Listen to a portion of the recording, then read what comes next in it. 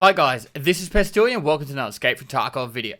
In this video I'm going to cover all the 10.8 patch notes and all the adjustments, go into detail on which ones have actually been implemented well, which ones have worked, which ones haven't. I've got footage for nearly everything that's major and pertinent to the majority of people. So without further ado, let's crack straight into it. So the first one was a bug which caused a huge ricochet chance when hitting helmets and visors. I went through multiple different helmets that I'd previously known the values for, or Anton had touched at least, and to find out what amount of hits per ammo, to see which ones would actually kill fast, which ones wouldn't, where there was a high chance. So a good example previously, it was about 10 or 11 hits with M62 on a Ronin helmet. That was a one tap. PS into a 6B helmet was a one tap, same with BP, that's both 7.62. And I also tested the pistol ammos on face shields, the PST by the Glock. That was about 10 hits, I think. It was 4 buckshots with a shotgun to the face to take out a face shield. And then I also tested PS 545 ammo to a face shield, which was around 3 or 4 hits. And I think inside there as well, there was the Glock to a helmet, a fast MT helmet, which I think took 10 bullets. So I think just from that short amount of testing there, it's pretty much reverted back to what was in before 10.5, but I'll leave it to Anton if he wants to do his full armor testing videos going over a specific type of armor, and he can show the exact values for each of those. So be sure to go check out his YouTube channel. He does a lot of really good testing guides there. The next one's a bug that incorrectly displayed insured items. You used to go into the menu. I don't have any footage of it of the old way, but you used to go in the menu and it looked like stuff was insured when it wasn't. And sometimes you'd had insured items, and then there'd be like it'd be just whack. It was almost like it looked wrong. That's been fixed now. I tried a few times to try and make it that go to the old way. I went in and out of menus, out of games. Nothing happened. It was all back to the old way. So that bug's been fixed. Now, I hadn't personally experienced either the Cause 228 error during the raid, or I didn't know how to replicate the bug on healing animations bugging out. But one thing that was previously pertinent was you could actually go halfway through a heal, cancel the heal, and it would continue healing you to full. That's been fixed as well. So I don't know how to replicate the old bugs, but I knew another issue that was there, and that one's been fixed. And it might have been part of the old partial fix to the bug that caused the game to hang whilst using foods and meds. So that's probably it works alongside that. They fixed a bug whereby the FOV impacts the effective range of a weapon. So I personally haven't done a lot of testing on this. I know there's issues with the ranges, and I've tested them out, and I know for a fact after 200 meters it's really whack. But Veritas has spent probably around 20 hours on actually testing FOV and the issues between it, and he's done a very in-depth video about it. But I asked him personally to just touch on his findings on the FOV fix that was patched during this latest 10.8 patch, and I'll roll that clip here for you now. Roll clip. All right, so basically, in a nutshell, the way that my understanding is that the way that zeroing and field of view changes were implemented in Tarkov, I don't think they were implemented properly. I'm not an expert on this, but it's my understanding, and it's been supported by a few different folks who are both Unity and graphics experts that they think I'm at least onto something. But the way that it was implemented means that at different FOVs, at different zeroings, for the same gun at the same distance, you get different results in terms of the point of impact versus your point of aim, which should not happen. You should be able to aim at the same spot and hit the same point, whether or not you have max FOV or min FOV, all other things being equal. So the patch today seems like it changed something. My guess is that it changed some constant offset values. It got a little bit closer, but it's still implemented the improper way, so it's never going to be universal and work for all guns. So hopefully we'll see something soon, TM. So guys, make sure you go down to the link below, give Veritas a follow on his Twitch and YouTube channel. Awesome dude, definitely worth checking out.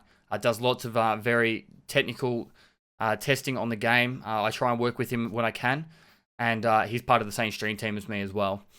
So moving on to the next one, there used to be a bug. It's been in and out of the game for a long time now, where you tap shift really quickly, and effectively you'd be able to sprint nearly full speed without making a single noise. They had done multiple changes to it in the past to make it better and worse, but now they've fully patched it out. Now, if you try to do the tap shift to do the silent running, you're gonna make a shitload of noise. So that's been fixed now.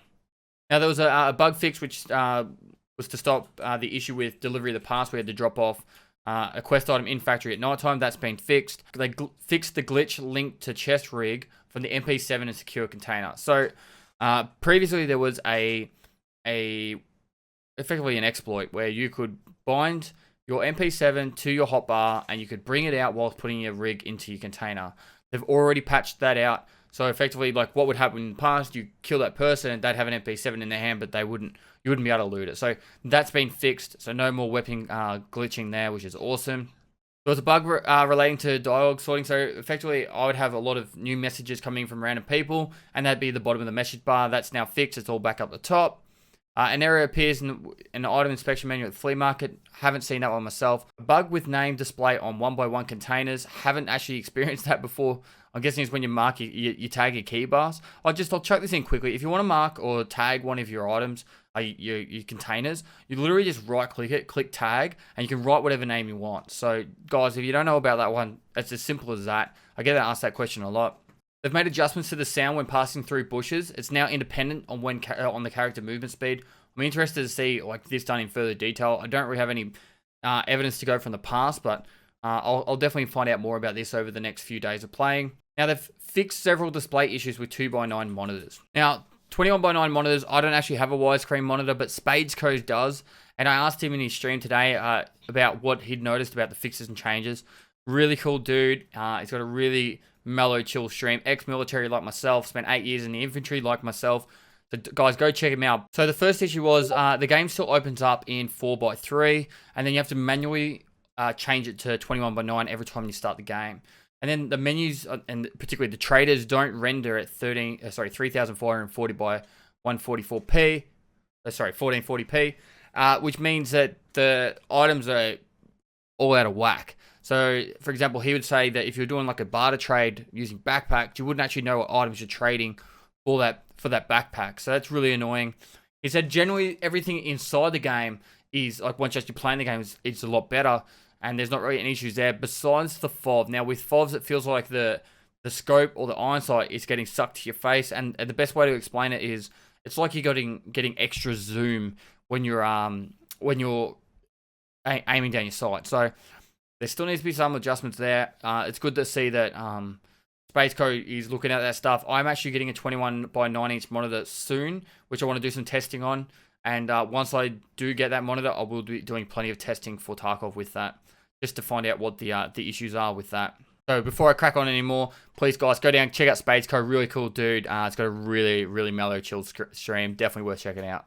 Finally, we're getting the issues fixed with the invisible player issues. So for example, you'd scav into a raid and you were invisible to other players. I've seen multiple videos. I've been a part of one of these times where the other person couldn't even see me, and it's just weird. Like, it's creepy weird. Now, there were a lot of possible things possibly fixed, but they're still testing. Issue with incorrect exits to the raids. A bug where that allowed you to sell different level dog tags in one offer. So you put up a dog tag that's, say, a level 20, but you'd have 5 of them, and then really they weren't level 20s. Bug which caused a desync at the menu in the raid. Issues displaying user tags on containers, which were created on the insurance or flea market screen. So I haven't actually never experienced that one, but apparently if you made a tag on a different menu and then put it back to the character screen, there was an issue with that. An error occurring when making an offer on a container that has a user's tag. No idea, I haven't seen that error, but maybe you guys know more about it. Now, this is where it's starting to get really interesting with some of the stuff that I was testing.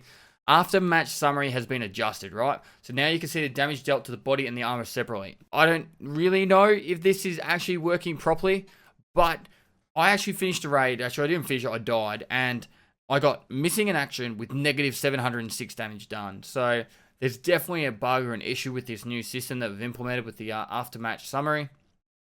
They've adjusted the AI difficulty. I did multiple raids against scavs, and this is online as well, to see how much they were face wrecking me. They weren't. I was just standing still in the open. They were missing like crazy.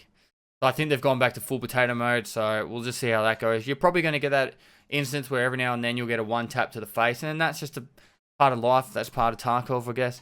But I think they've probably dialed it back a little bit too much. I actually didn't really mind them where they were sitting, but hey, I'm not going to get involved in that one, and I just hit my microphone again. Next one that they've added. Now, this is going to be really, really like interesting for people because they've changed the values in which you can purchase ammo during each trader reset. So everyone has their own individual ammunition range at which they can purchase. Say, for example, M62 ammo will be, M61 ammo is 200, and then you might have like your 545 BT is 1,000. Haven't seen the APSX that still sells out too quickly, but the subsonic I think was around 400 to 600. Might be 1,000, but I'm fairly confident it's 400 to 600. So I suppose we're just gonna have to see how the economy goes after this, and I think the way to do it, guys, will actually be each reset you might buy a few of your BS ammo, maybe some M61s and that, and you won't use it all in that one reset. And then once you've got 5, 6, 7, 800, 1,000 of certain ammo, you'll actually be able to go do your 5 to 10 raids in a row using that certain gun. Once you run low on ammo, then you put the gun away. Maybe for the next day, save up some more ammo. I guess that's what's going to happen for most people that play a lot, but we'll just have to wait and see. And finally, there was a few fixes with the bug displaying open character windows, fixed chat window resize bug, and fix a bug that did not take into account player kills. I don't know about these ones. I haven't seen any of these, but if they're fixed, they're fixed. I guess we'll just have to wait and see if other issues around that are popping up. Overall, guys, in summary, I think this patch has been a success in the majority. There have been a lot of really annoying issues fixed, particularly like the weapon glitching. I hate pistol glitches. It's just annoying. Like, as soon as that glitch was found out, I had like 3 people just spamming my chat. Like, have you seen the glitch? And then they were like, stream snipe me, trying to get in my raid to show me the glitch. I was like, I don't give a fuck. Guys, just don't advertise in my channel. Like, I just don't have time for that shit. And, some of the other stuff with the ammo and the selling, it's going to be very interesting to see what people think.